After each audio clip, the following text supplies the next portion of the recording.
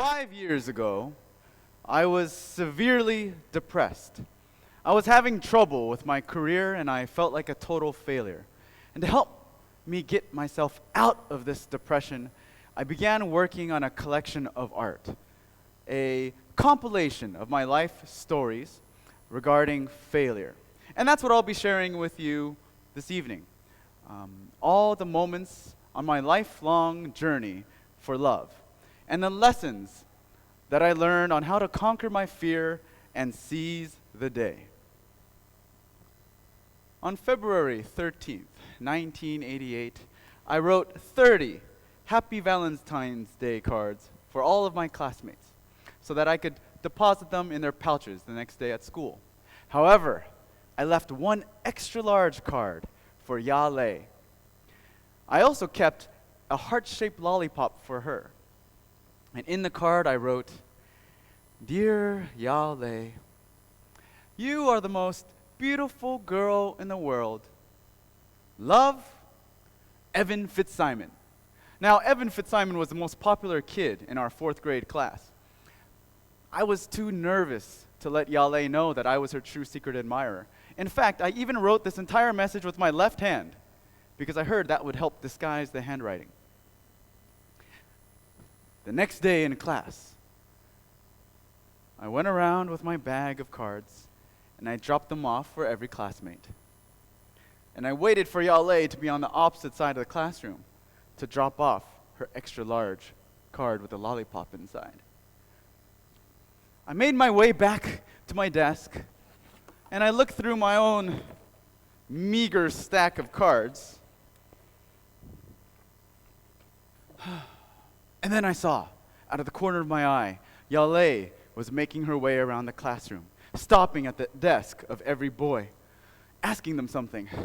Beads of sweat started to gather on my brow. My heart started racing. She approached my desk and then asked me, in the cutest voice ever, if I was the one who wrote that special card for her. I responded, "Oh, no, of course not. That's impossible." And then I wrote the same message on the card with my right hand to show her that the handwriting did not match up. She gave me a confused, weird look and then walked off to the next student. Over the next 8 years, up until high school graduation, I never talked to Yale again. Believe in yourself.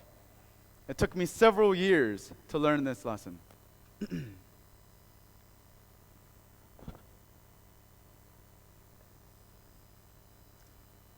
In my high school algebra class, I used to look back and stare at you every day. Oh, Jackie, you were a gorgeous senior on the varsity soccer and volleyball team, and I was just a lowly sophomore with a face full of zits, no friends, and no driver's license. But every night in my journal, I would promise myself to ask you out the next day. And every morning, I chickened out for some excuse.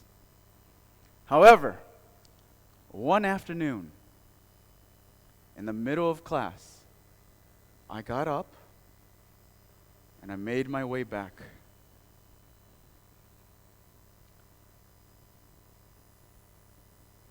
And I said, "Hi, Jackie. I know you don't know who I am, but I find you really attractive, and I was wondering if maybe you'd like to hang out sometime." She flashed that dazzling smile, and she blushed. She seemed genuinely flattered. And then she removed a scrap of paper from her notebook, scribbled her phone number on it, and handed it to me. I made my way back to my desk, hoping no one had heard our brief exchange. And then I pretended to do my homework. But inside my head, I was like, "Ah! Oh my God, I can't believe it. She gave me her phone number. Oh my God, I can't believe it."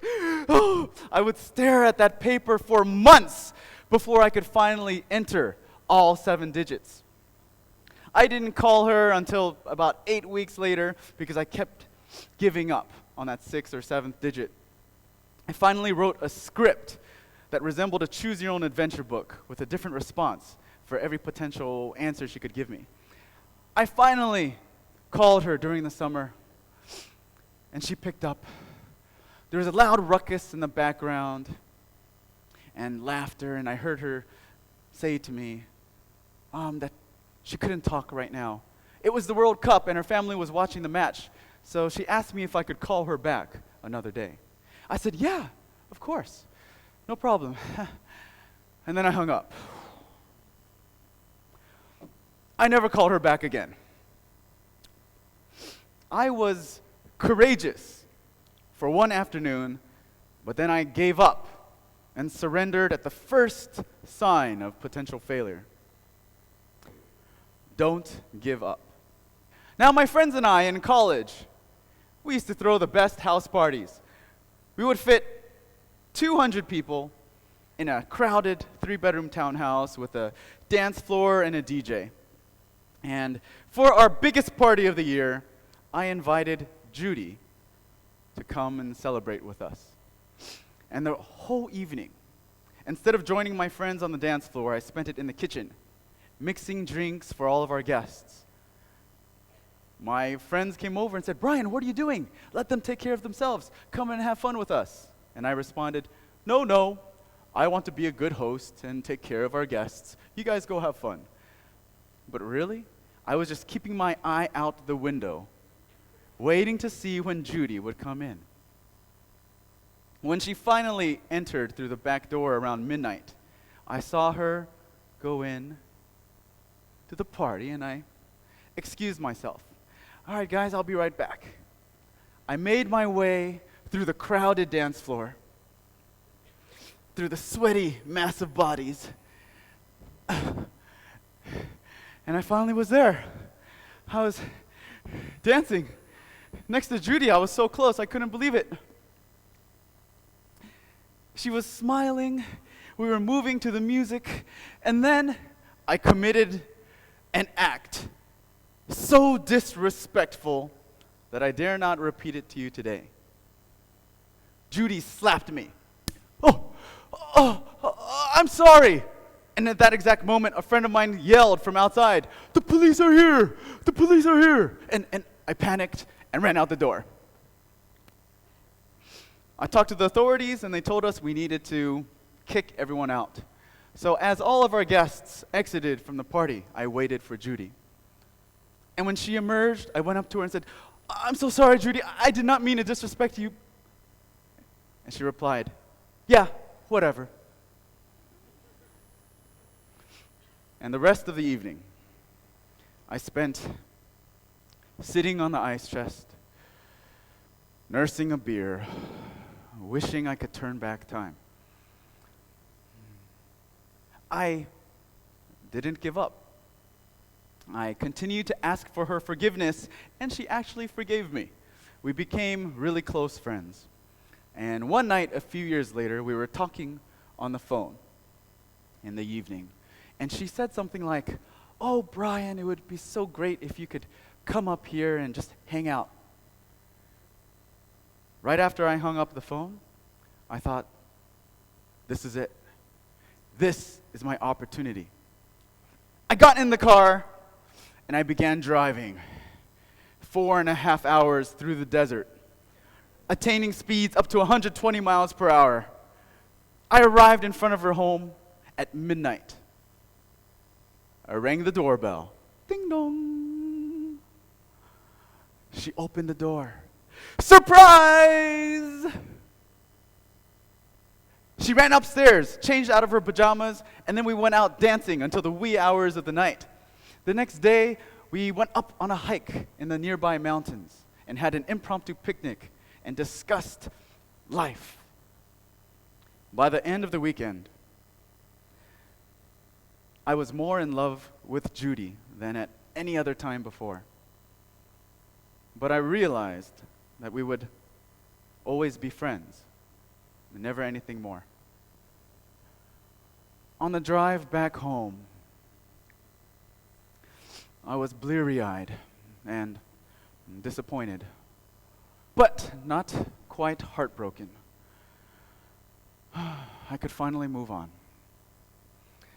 And I'm glad that I didn't give up, but also quite pleased with myself that I did give up. Be respectful, not just on the dance floor, but also be respectful of the other person's interests and wishes and desires. Also, I had to be respectful of my own self. I couldn't keep giving and not receiving in return. I met Jessica on the Great Wall of China. We flirted in the Forbidden City, and we shared stories with each other in the Summer Palace.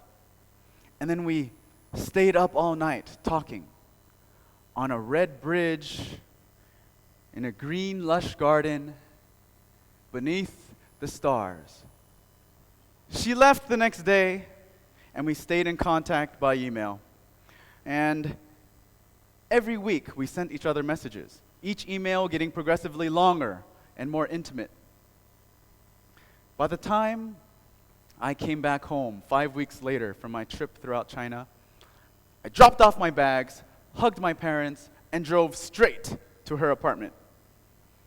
And that night, we went walking along the Santa Monica Pier, sat down on a bench overlooking the ocean, and I asked her if she would be my first girlfriend. She said yes. But because she was my first girlfriend, I took her for granted. I had no one to compare her to, and I just didn't realize how lucky I had it. To this day, no one has loved me as unconditionally as she has. Just like I had unconditionally loved other folks before. Don't waste time. If I knew that we weren't going to be together forever, I should not have stayed with Jessica as long as I did. And not only did I waste her time, but I also wasted my own and prevented ourselves from meeting other people who might have been ready for love. When I was in law school, I would pick up my girlfriend, Jenny, and she'd hop on the back of my motorcycle, and we'd ride up and down the hills of San Francisco. These are some of the happiest moments of my life. And we would take silly pictures together. I would write poetry on her refrigerator with magnets. We chortled and laughed and just stared at each other's eyes all night long. I fell really hard for Jenny. And I always felt that she didn't love me back as much as I loved her. When we broke up, I thought it was karma. What goes around comes around, and now I knew what Jessica must have felt like. But you know what? In retrospect, now that this is 10 years later, I've been thinking about it. It was more because I didn't tell her how much I really cared about her. I waited too long to reveal how I felt. I was afraid of getting hurt. I was afraid of being vulnerable. And I didn't open up to her until it was too late. Conquer your fear. Finally, 5 years ago, I was out at my favorite nightclub here in Shanghai. I saw a group of young women, and one particularly attractive young lady was staring at the house band and moving her hands and feet to the music. I remembered my lesson. Number 1, believe in yourself. So I went up to her and I said, "Hi, my name is Brian. What's your name?" And she said, "Andrea." I said, "Hi, Andrea. Would you like to dance?" And she responded that it was a ladies' night out. She was there with her friends, and she wasn't planning to meet anyone or hang out with any strangers. I said, "Oh, okay, that's fine. You should definitely hang out with your friends. But perhaps another night, maybe next week, we can go out and dance." This time she responded that she was from out of town. And she was only here for the weekend, so there probably wouldn't be another time. Lesson number 2, don't give up. So I said, oh, wow, you're from out of town. That's great, Andrea. How about this? Give me your phone number, and next time you're in Shanghai, I'll take you around and show you my favorite city. I gave her my phone before she had a chance to come up with any more excuses, and she entered her digits. I saved it, and then I said to her, hasta luego. See you next time. That night, I was with my friend Johnny, and I said, Johnny, that girl I met tonight, Andrea, I would totally marry her someday. Oh, if I ever meet her again, of course. 6 months later, Andrea called me out of the blue, and she said she was visiting Shanghai. Maybe we could go dancing or hang out at some time. And I thought, this is it. This is my opportunity. So I went to meet her at a club, and I entered, and we started dancing together.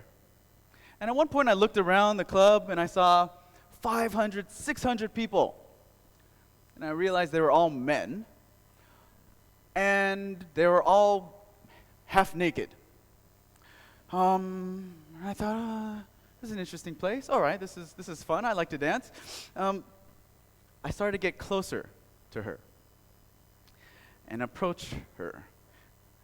And she kind of pushed me away with a smile on her face and no, I like my space when dancing. And I remembered lesson number 3, be respectful. So I kept my distance and just smiled and kept dancing. Meanwhile, other men kept coming up to me and trying to dance with me. And in response, I smiled and said, no, I'm just here with my friend, and tried to be very respectful to them. At the end of the night, her feet were aching, and so I took her on a taxi ride back to the hotel. I was hoping for a goodnight kiss, but she just gave me a hug. As I rode back home, I was ecstatic just to have shared that couple of hours with her. The next day, I sent her a text message. And I said, hi, Andrea. I really had fun dancing last night. Would you like to go out for lunch or dinner today? And then I called in sick to work, just in the off chance that she said yes, because I didn't want to waste any time. This was my moment. She was only here for the weekend. I had to take advantage of this opportunity. She actually didn't respond all day. I could have actually went to work. But later that evening, she said, yes, let's meet up. As I walked over to the restaurant, I thought, I have to take advantage of this, not waste the time. And as we sat at the dinner table, I shared with her all of my stories. The stories that I've kept inside and want to share with someone. I just revealed it all. I must have been talking a lot, because to shut me up, she kissed me. And I thought, this is it. I have to say something. I can't waste a moment. I'm just going to tell her, Andrea, I'm just want to let you know that I'm ready for love right now. And if you're ready for love, maybe this could work out. And despite years of experience telling me not to open myself up, not to be vulnerable, to keep a wall around my heart, and not let anyone inside, I cast that out. And I just shared with her the real vulnerable me. Well, it's been 4 years and we're still together.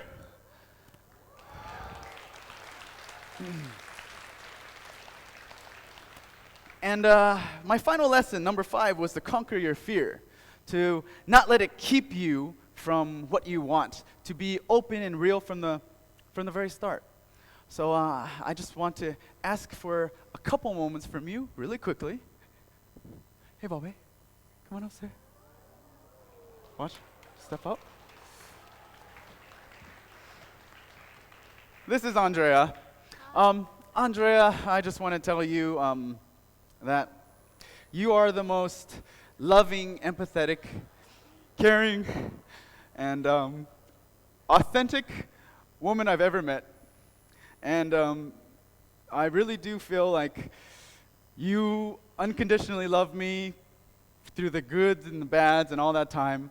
And I was just wondering if you'd like to seize not just today, but seize all our future days together, hopefully for the rest of our lives.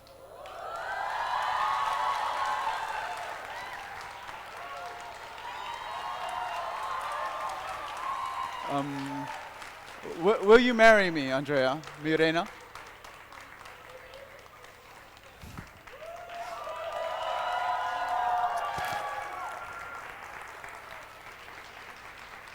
Hmm? I love you, baby.